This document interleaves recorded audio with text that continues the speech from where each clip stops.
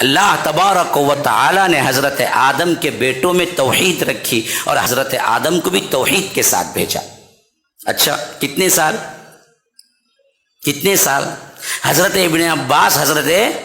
ابن عباس بخاری کی روایت کے اندر یہ تشریح کرتے ہیں، کان الناس امتاً واحدہ، پوری امت ایک توحید پر تھی۔ کتنے سال؟ 10 قرون کلہم علی الاسلام۔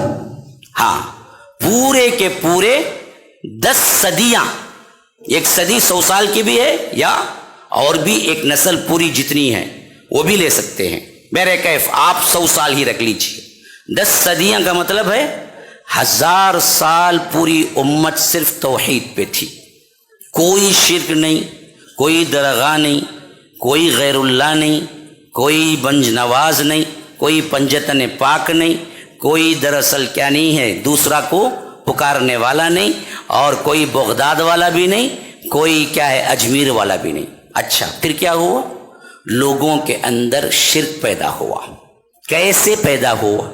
بت کے ذریعے سے؟ نہ، حضرت آدم علیہ السلام کے بعد نبوت اللہ نے حضرت شیس کو دی، جو حضرت آدم کے بیٹے ہیں۔ ان کا نام قرآن میں نہیں آیا ہے، روایتوں میں آیا ہے۔ اچھا، حضرت شیس کے بیٹوں میں یہ نام ہے، کون کون؟ ود، سواع، یغوث، یعوق، نصر، جو قرآن کے اندر سورہ نوح میں آیا ہے۔ یہ 5 پنجتن پاک اس وقت بھی تھے، آج بولتے نا پنجا، یہ 5 بت اس وقت بھی تھے، جن کے نام کیا تھے؟ ود، سواع، یغوث، یعوق، نصر، جس کو رب العالمین کہتا ہے جب حضرت نوح علیہ السلام نے دعوت دی تو قوم کے لوگوں نے کہا وَقَالُوا لَا تَذَرُنَّ آلِهَتَكُمْ وَلَا تَذَرُنَّ وَدًّا وَلَا سُوَاعًا وَلَا يَغُوثَ وَيَعُوقَ وَنَسْرَ، کہ ہم ضرور اپنے معبودوں کو نہیں چھوڑیں گے، ود کو نہیں چھوڑیں گے، سوا کو نہیں چھوڑیں گے، یغوث کو نہیں چھوڑیں گے، یعوق کو نہیں چھوڑیں گے، نصر کو نہیں چھوڑیں گے۔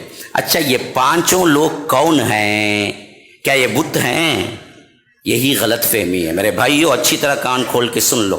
حضرت ابن عباس کی تفسیر ہے، کہتے ہیں کہ یہ 5 لوگ حضرت آدم کے پڑ پوتے تھے، حضرت شیس کے بیٹوں کے بیٹے تھے، بڑے اللہ والے تھے اور بہت عبادت گزار تھے، قوم ان کو بہت مانتی تھی۔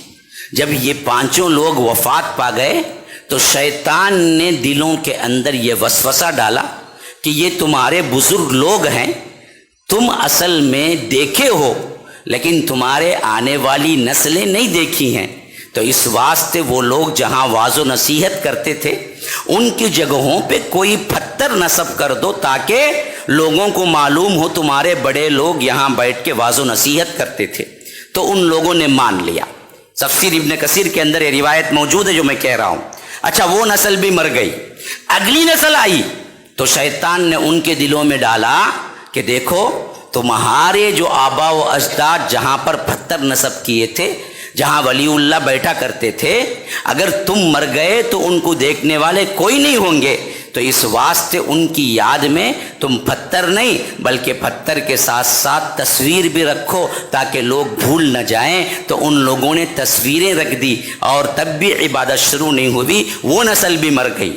اگلی نسل آئی تب شیطان نے ان کے دلوں میں ڈالا دیکھو تمہارے آبا و اجداد تو تصویر رکھے ہوئے تھے اور یہاں پر بیٹھا کرتے تھے، وہ لوگ جانتے تھے ان کے ادب احترام کو، لیکن آگے آنے والی نسل دراصل نہیں جانتی ہوگی، اس واسطے تم ان کی پوجا پاٹ شروع کر دو تاکہ اللہ تم سے راضی ہو جائے۔ تو تیسری نسل والوں نے ان مجسموں کے پاس بیٹھ کے پوجا شروع کر دی، تو یہاں سے ہی شرک کی ابتدا ہوئی، حالانکہ وہ پورے کے پورے اللہ کے ولی تھے۔ خود حضرت ابن عباس کی روایت ہے کہ ہذہ اسماء رجال صالحین من قوم نوح، ود، سواع، یغوث، یعوق، نصر، یہ 5 بت اصل میں حضرت نوح علیہ السلام کے صالح ترین بندوں کے نام ہیں۔